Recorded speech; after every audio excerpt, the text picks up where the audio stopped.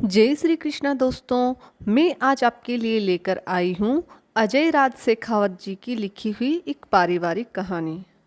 आज महेश और उसकी पत्नी बहुत खुश थे क्योंकि उनका एक सपना पूरा होने जा रहा था। इस बात से भी उनको सुकून था कि पिछले 8 महीने से हो रही भागादौड़ी आज खत्म हो गई है। आज महेश का मकान बनकर तैयार है। महेश के माता पिता की तो खुशी का ठिकाना ही नहीं है।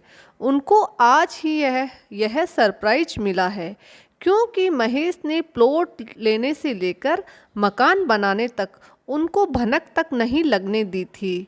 आज महेश के पिता राजकुमार जी को अपने बेटे पर फक्र हो रहा था। उन्होंने तो पूरी जिंदगी तंगी में ही बिता दी, लेकिन लड़के ने जो करके दिखाया है वह उनके लिए शब्दों में बयां ना होने वाली खुशी थी।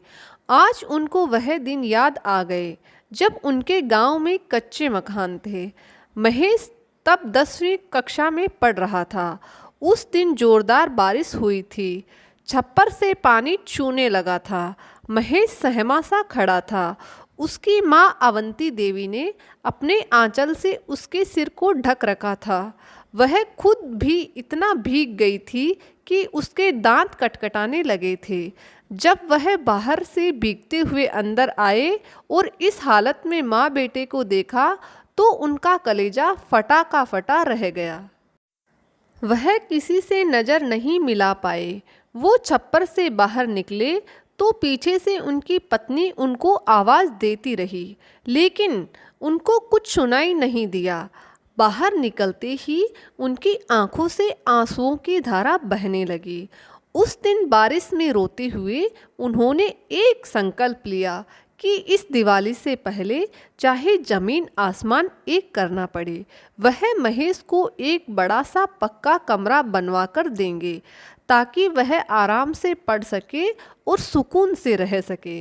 बरसात खत्म होने के बाद कुछ मित्रों से कर्ज लेकर और कुछ अपनी पत्नी के गहने गिरवी रखकर उन्होंने एक कमरा, एक बैठक और एक रसोई बनवाई। वह भी दिवाली से 7 दिन पहले। यह उनकी यादगार दिवाली थी। उस दिन महेश बहुत खुश हुआ था। कुछ महीनों बाद महेश की परीक्षाएं शुरू हो गई। जब परीक्षा परिणाम आया तो वह अपनी कक्षा में प्रथम आया था। गांव में स्कूल 10वीं तक ही थी। उसके बाद उन्होंने अपने बच्चे को शहर भेज दिया, उसके मामा के पास। इधर महेश ने अपनी पढ़ाई पर तो उधर महेश के पिता ने अपनी खेती पर 2 साल जमकर मेहनत की। भगवान ने राजकुमार जी का खूब साथ दिया। इन 2 सालों में अच्छी बरसात हुई और उस साल उनके खेतों में हरा सोना निकला। महेश के पिता ने न केवल अपने दोस्तों का कर्ज चुकाया, साथ ही साथ अपनी पत्नी के गहने भी छुड़वा लिए। 2 सालों में वह महेश के मामा को बराबर महेश का सारा खर्चा भेजते रहे। उधर महेश 12वीं कक्षा में फिर अपनी कक्षा में प्रथम आया और जब वह छुट्टियों में अपने घर आया तो उसे ज़बरदस्त सरप्राइज मिला जिसकी उसने सपने में भी उम्मीद नहीं की थी। उसके पिता ने घर में गांव का पहला टॉयलेट बनवाया था। छुट्टियां खत्म होने के बाद महेश के माता पिता महेश के उज्जवल भविष्य के लिए उसके साथ शहर में रहने का फैसला लेते हैं। महेश ने खूब मेहनत की और वह एक बड़ी कंपनी में मैनेजर है। कंपनी में काम करने वाली एक लड़की के साथ उसने शादी की बड़ी धूमधाम से। उसकी शादी हुई। उसकी शादी को 3 साल हो चुके हैं। वक्त पंख लगाकर दौड़ता है। कहाँ खोए हो महेश? बाहर कब से लोग आ रहे हैं और आप ऊपर बैठे हो? पत्नी की आवाज़ ने उनको भूतकाल से वर्तमान में ला दिया। नीचे आकर वह गाड़ी में बैठे और करीब आधे घंटे बाद गाड़ी रुकी। सभी बाहर निकले। एक सुंदर आलीशान बंगला खड़ा था। उसकी भव्यता बता रही थी कि पैसा पानी की तरह बहाया गया है। कैसा लगा आप दोनों को? महेश ने पूछा। बहुत सुंदर बनाया है, राजकुमार जी ने कहा। आइए आपको अंदर से दिखाता हूँ। अंदर से तो और भी शानदार है। महेश ने आंखों से चश्मा उतारते हुए कहा। सभी अंदर चले गए, लेकिन राजकुमार जी मेन गेट पर ही रुक गए। उन्होंने घर की नेम प्लेट पर नज़र डाली और उनको यह देख अपनी आंखों पर विश्वास ही नहीं हुआ। उन्होंने अपना चश्मा उतारा और कुर्ते के एक छोर से साफ किया और फिर से पढ़ा। नेम प्लेट पर उनका नाम कहीं नहीं था। उनको गहरा धक्का लगा। वह जाकर गाड़ी में बैठ गए। महेश की शादी के बाद से ही सास बहू की आपस में नहीं बनती थी, लेकिन वह तो सोचते थे कि आजकल के छोटे मोटे झगड़े तो हर घर में ही होते हैं, लेकिन बात इतनी बढ़ जाएगी इसका उनको अंदाज़ा भी नहीं था। आजकल की मॉडर्न बहुओं को अगर ज़रा सा कुछ कह दो तो सीधा अपने आत्मसम्मान का प्रश्न बना देती है। जरा सी भी सहन शक्ति नहीं रही। जब खुद के बच्चे होंगे और वह इनके साथ ऐसा बर्ताव करेंगे तो पता चलेगा। खैर 20 मिनट बाद महेश बाहर आया और बोला, पिताजी आप गाड़ी में क्या कर रहे हैं? चलिए आप अंदर चलिए। क्या हुआ, सब ठीक है ना? सब सही है बेटा, बस तबीयत कुछ ठीक नहीं लग रही है। अपना ही घर है, फिर कभी देख लेंगे, अभी घर चलो। बस थोड़ी गर्मी की वजह से बेचैनी सी हो रही है। राजकुमार जी ने कहा, आपको डॉक्टर के दिखा देता हूँ। ऐसे कैसे अचानक तबीयत खराब हो गई आपकी? आखिर महेश ने परेशान होते हुए कहा। परेशान मत हो बेटा, घर जाते ही सब सही हो जाएगा। चल अभी घर चलते हैं, राजकुमार जी ने जोर देते हुए कहा। लेकिन ऐसे कैसे नहीं? महेश अंदर गया और सबको ले आया। सब गाड़ी में बैठे। महेश घर को ताला लगाकर आया। सब रास्ते में पहले पिताजी की तबीयत पर बात करते हुए, फिर महेश से नए घर की बातें सुनते सुनते कब घर आया पता ही नहीं चला। रास्ते में राजकुमार जी को अपनी पत्नी का लटकता सा हुआ मुँह देखकर अजीब सा लगा।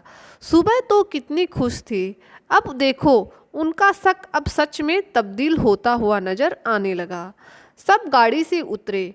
आप बैठे रहिए पिताजी, आपको डॉक्टर के पास ले चलता हूँ, महेश ने पिता का हाथ पकड़ते हुए कहा।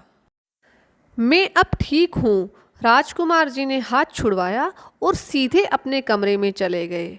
महेश को कुछ अजीब सा लगा पिताजी का व्यवहार। उसने गाड़ी खड़ी की और अपने कमरे में जाकर सो गया। तो बोरिया बिस्तर समेट के गांव कब चलना है? कमरे में घुसते ही राजकुमार जी की पत्नी ने अपने पति से कहा। तो महेश ने आपसे भी कह दिया है, अवंती देवी ने रोते हुए कहा। नहीं, महेश ने तो मुझे कुछ नहीं कहा, लेकिन उसने अपने नए घर के नेम प्लेट में सब कुछ कह दिया। उसने तुमसे कुछ कहा था? राजकुमार जी ने भावुक होते हुए कहा। मुझे पूरा घर दिखाया उसने, घर में सब कुछ बनवाया, यहाँ तक कि जो उसके औलाद है जो अभी पैदा भी नहीं हुई है उसके लिए भी आलीशान कमरा बनवाया है। जब मैंने पूछा हमारा कमरा कहाँ है, तो बोलता है अब इस उम्र में शहर कहाँ आपको सूट करेगा, आप गांव में ही रहेंगे तो ठीक रहेगा। हम दोनों ने डिसाइड किया है आप यहाँ आते जाते रहें, यह गेस्ट रूम है ना। अब गेस्ट तो रोज़ रोज़ कोई आएगा नहीं, आप जब भी आओ यहाँ मज़े से रहना। गांव में आपको किसी बात की तकलीफ नहीं होगी। एक काम वाली लगवा दूंगा और हर महीने पैसे भेजता रहूँगा। अवंती देवी ने पल्लू से अपने आंसू पोंछते हुए कहा। सब ठीक हो जाएगा, तुम रोना बंद करो, राजकुमार जी ने पत्नी के सिर पर हाथ फेरते हुए कहा। वह बात नहीं है जी, आप और मैं तो कुछ दिनों बाद गांव जाने वाले ही हैं, इसीलिए तो यहाँ आए थे। इस शहर में जब से यहाँ आए हैं कहाँ भीड़ भाड़ और शोर शराबे में मन लगता है, लेकिन इस शहर ने मेरा बच्चा मुझसे छीन लिया। देखो आज अपने घर में मेहमान बन गए हम, अब आएंगे तो गेस्ट रूम में रहेंगे। यही दिन देखने के लिए गांव में आपने कर्ज लेकर मेरे गहने गिरवी रखकर मकान बनवाया था। 2 साल मेरा बच्चा शहर में क्या रहा, आपने उसके लिए टॉयलेट बनाया कि कहीं उसे बाहर जाने में शर्म ना आए। और वह यह सब एक झटके में भूल गया। हम कल सुबह यहाँ से अपने गांव अपने घर चलते हैं। मैं घर से गेस्ट बनकर नहीं रह सकती। अवंती देवी ने बच्चों की तरह गले लगते हुए कहा। हाँ हाँ, हम सुबह ही निकल पड़ेंगे, तुम शांत हो जाओ, राजकुमार जी ने अपनी पत्नी को दिलासा देते हुए कहा। अगली सुबह बस स्टैंड पर कुछ दिन और रुक जाते, इतनी भी क्या जल्दी थी। महेश ने कहा, तेरी माँ ने फैसला कर लिया था कि आज सुबह ही जाएंगे। राजकुमार जी ने कहा, हाँ बेटा, तुझे तो पता ही है, अब हमें गांव ही सूट करेगा। अवंती देवी शूट शब्द पर जोर देते हुए कहने लगी। महेश को उन दोनों का व्यवहार कुछ अजीब सा लगा। वह समझ गया था यह दोनों उसको ताना मार रहे हैं। खैर अभी गाड़ी आ गई।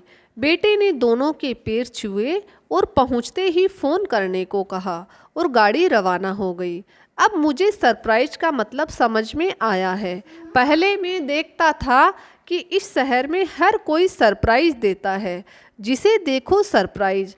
राजकुमार जी ने हंसते हुए कहा, मुझे भी बताओ, क्या समझ में आया आपको? अवंती देवी ने उत्सुकता से पूछा।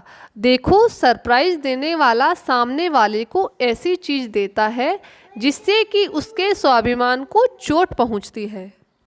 इसीलिए तो यह सारा शहर दुखी रहता है। इस सड़क सरप्राइज पर सरकार को भी बैन लगा देना चाहिए। राजकुमार जी ने जोर से ठहाका मारते हुए कहा, आप बिना कुछ भी बोलते हैं। मुझे एक बात समझ में नहीं आई।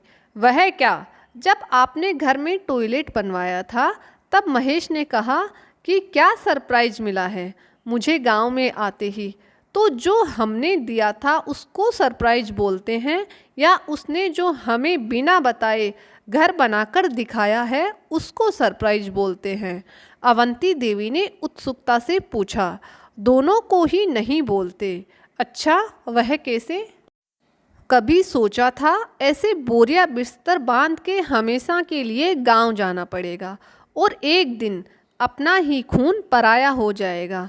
नहीं, बस इसी को सरप्राइज बोलते हैं। यह बात सुनकर कुछ पल दोनों खूब हंसे, फिर एकदम से भावुक हो गए। राजकुमार जी ने अपनी पत्नी का हाथ कसकर पकड़ा और दोनों ने एक दूसरे को देखा और फिर निकल पड़े अपने नए पड़ाव पर। तो दोस्तों, कैसी लगी आपको आज की कहानी? कहानी अच्छी लगी तो चैनल को लाइक और सब्सक्राइब ज़रूर करिएगा। मैं ऐसी ही मनोरंजक कहानियाँ आपके लिए लेकर आती रहूँगी। जय श्री कृष्णा।